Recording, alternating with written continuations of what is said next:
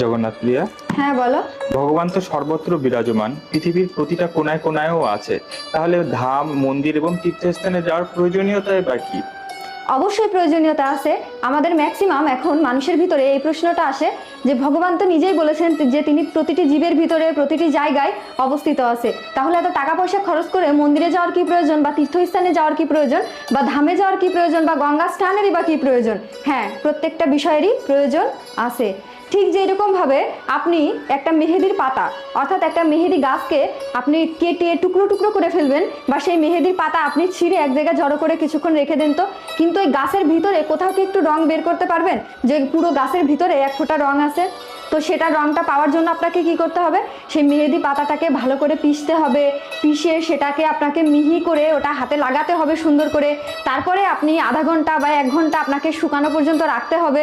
এরপরে সেটা ধৌত করতে হবে। এরপরে